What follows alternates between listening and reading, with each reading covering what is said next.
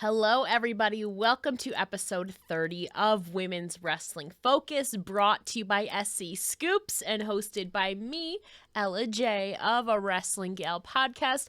And today we are here to talk things all Impact Wrestling, Slammiversary, a new Knockouts champion celebrating history, or herstory, as we should say, and looking forward to the Knockouts division. What is in store for the future of this amazing division?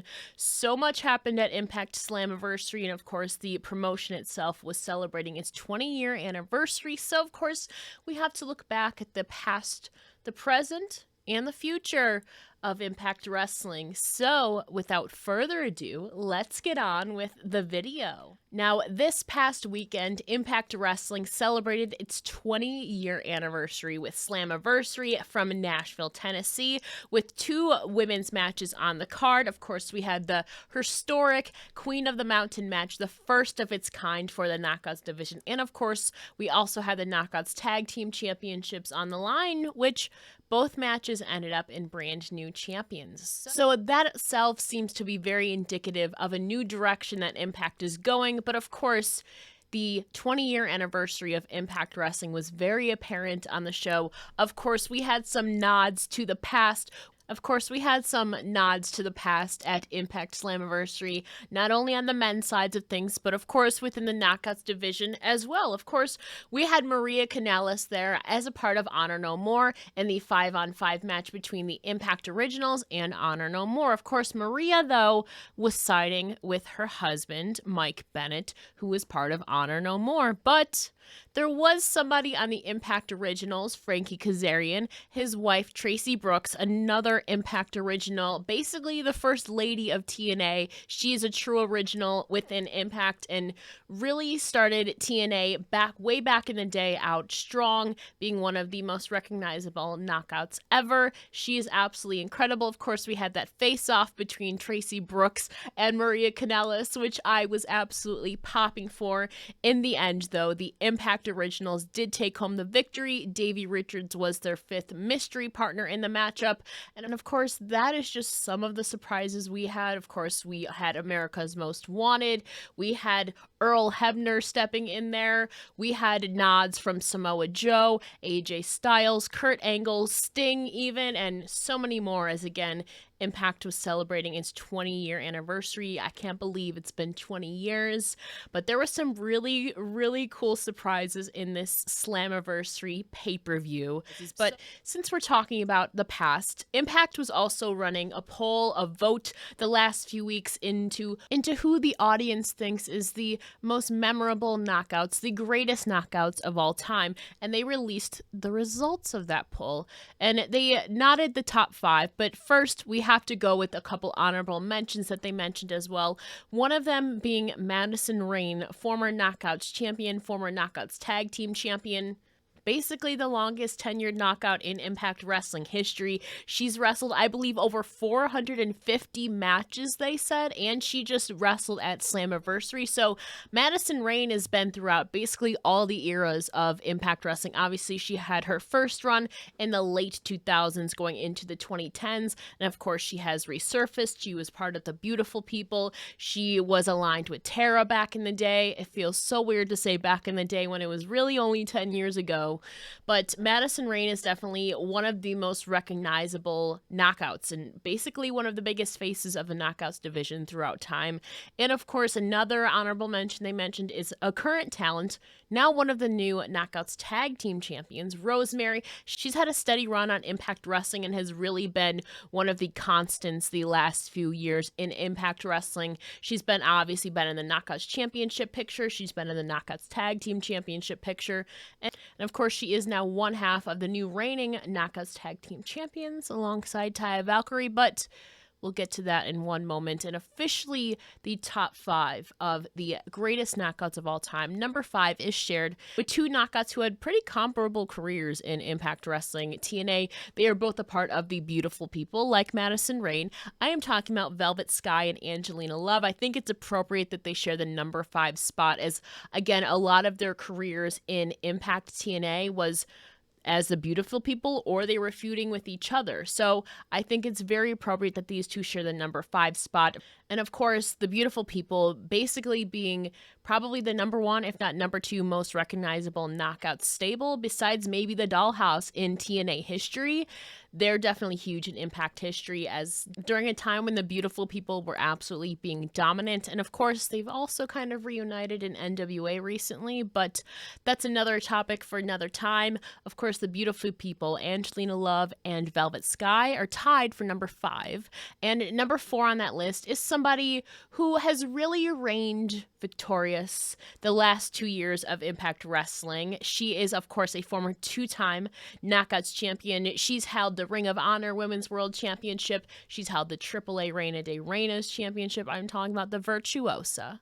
Deonna Purrazzo reigns as number 4 on the greatest knockouts of all time. She's had such an incredible run.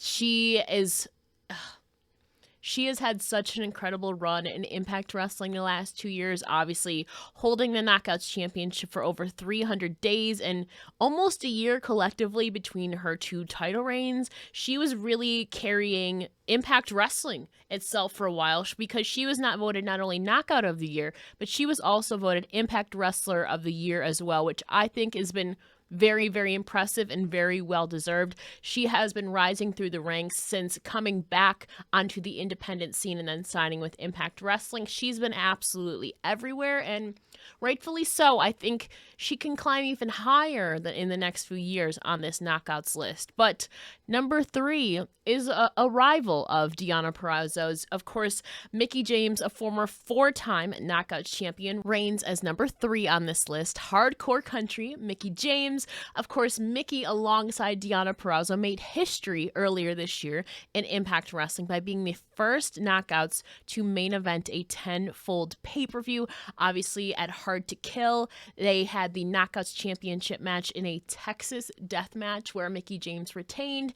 That was such a battle. Of course, their feud stems all the way back to last year, at last year's Slammiversary, where Mickie James interrupted Deonna Purrazzo after her match against Thunder Rosa, and then they engaged in arguably feud of the year. Maybe I'm biased, maybe I'm not, but I think they should definitely be in conversation. Mickie James, obviously a 4-time Knockouts champion, and now we just saw her as a special guest enforcer at the Queen of the Mountain matchup, where we had some questionable tactics. She said she was going to call it right down the middle, but there was a little bias there in regards to maybe a little bad blood with Chelsea Green, Deonna Purrazzo, Tasha Steelz. We'll see where she goes from here. Of course, tonight on Impact Wrestling, we have Mia Yim versus Chelsea Green. I don't know. Mickie James may get involved, and it seems that Deonna and Chelsea have formed an alliance, so who's to say? We'll have to turn into Access TV tonight for Impact Wrestling. But moving on to number 2 on the greatest knockouts of all time, of course, we had Awesome Kong, who is a former knockout champion. She absolutely ruled TNA wrestling in the late 2000s and, of course, early 2010s. She had that amazing feud with Gail Kim. She made so much history, and she just retired last year at NWA Empower, and she's had such a storied career in professional wrestling as a whole. So I think it's really appropriate that she sits at number 2 on this list. She is definitely one of the most influential people in professional wrestling, just in general, of all time. But I love that she is right behind her number 1 rival, the most winning knockout of all time, of course, a former 7-time Knockouts champion, Gail Kim, and a current producer of Impact Wrestling, sits at number 1 on the list of the greatest knockouts of all time. Gail Kim, I mean,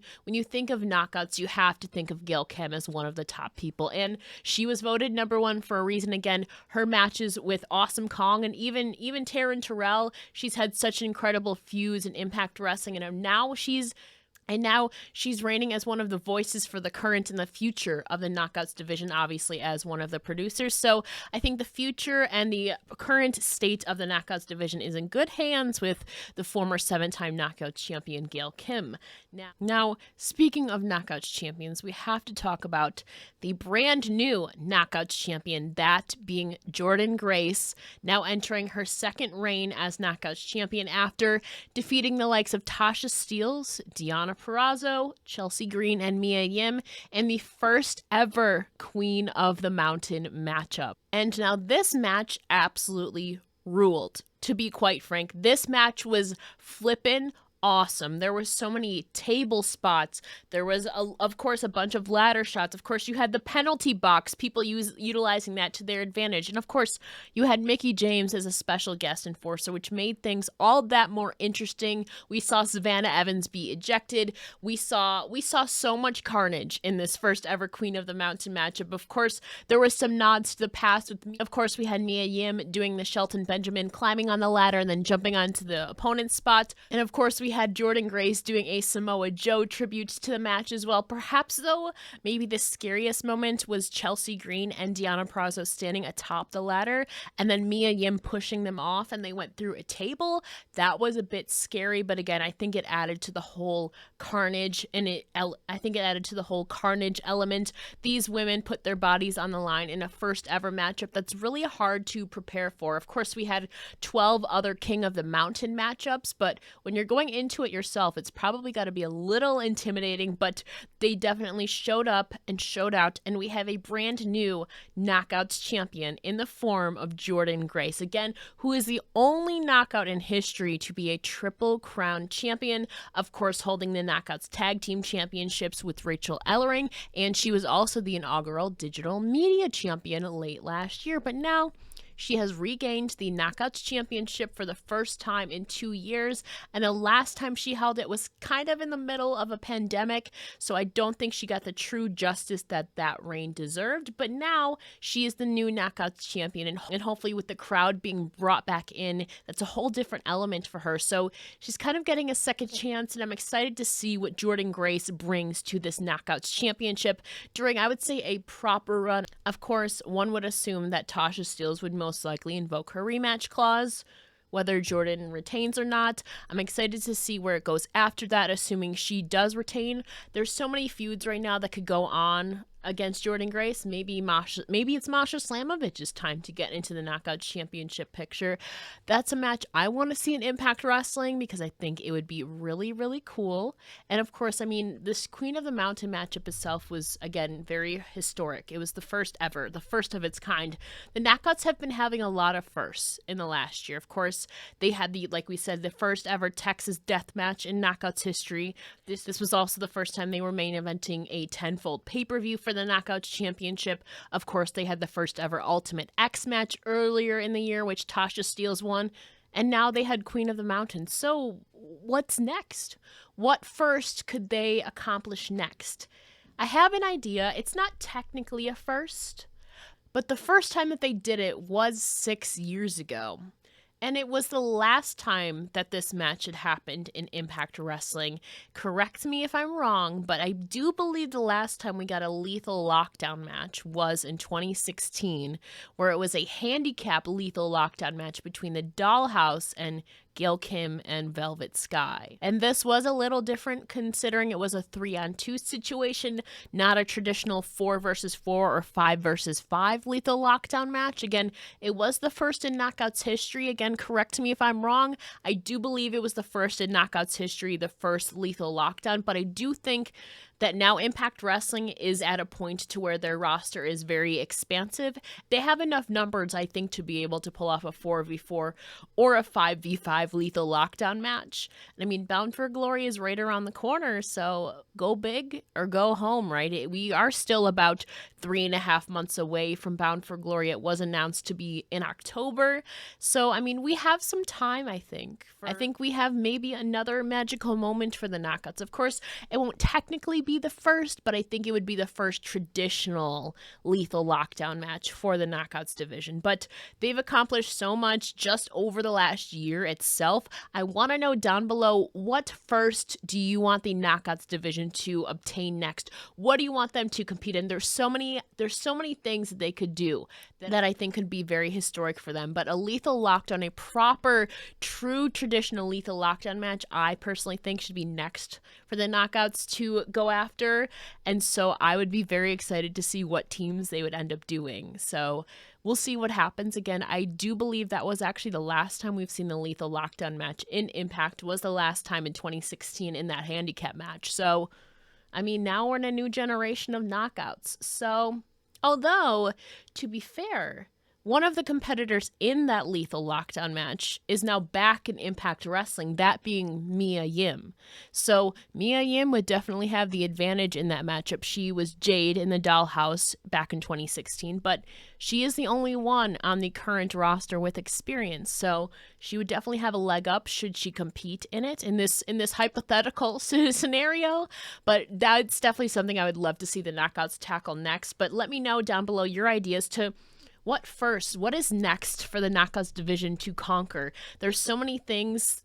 They've been doing so many exciting things over the next year. And of course, I mean, Bound for Glory is right around the corner in a few months. We saw the first teaser for it at Slammiversary. So I'm so excited for the future of the Knockouts division. And of course, speaking of the Knockouts division, we also have to talk about our brand new Knockouts Tag Team Champions. Of course, we were looking towards the past, the present, and the future. And this match pretty much had all of that combined. Of course, we had the Influence, Madison Rayne and Tennille Dashwood entering Slammiversary as the reigning Knockouts Tag Team Champions. Of course, that was Tennille's first championship, and Impact was the Tag Team Champions. Of course, Madison Rayne has a storied career in Impact Wrestling, and of course, their opponents also have very successful careers in Impact Wrestling, that being Rosemary and Taya Valkyrie. And it was very interesting, too, to add the layer of friend and foe past with Rosemary and Taya Valkyrie. And so going into it was very unexpected. And so now Taya Valkyrie is now back in Impact Wrestling. Of course, she won the Reina de Reinas Championship against Deonna Purrazzo at Rebellion back in April. And now she's got some more gold around her waist. But before we get into that, it should be noted that this championship was not Taya's first, not her second, but her third championship that she has won in the last 3 months. So she's been on an absolute tear. So first, like we said, she won the AAA Reina de Reinas Championship at Rebellion against Deonna Purrazzo after defeating her. But also, very recently, she became the first ever Major League Wrestling Featherweight Division champion, the inaugural champion. So she is now holding 3 championships over the last few months with winning this Knockouts Tag Team Championship. So Taya Valkyrie herself has been on an absolute tear. She did just also make her debut in the National Wrestling Alliance, so she can maybe be chasing after Camille for the NWA Women's Championship. I don't know, but Taya Valkyrie is now back, and she's coming back. Taya Valkyrie is now back, and she's back in full force with not 1, not 2, but 3 championship wins in the last 3 months. And of course, she'll be vying for the World Series Wrestling Women's Championship in a few weeks against 2 other fellow Impact Wrestling stars, Tennille Dashwood and Chelsea Green. So that's going to be an exciting triple threat matchup. Maybe Taya Valkyrie is just going to hold all the belts this summer. I personally would love to see it. I'm so glad she's back and thriving. She's been on an absolute tear since returning to the wrestling scene late last year and earlier this year, but now she's back, and she's back in full force, and she's back as one half of your Knockouts Tag Team Champions.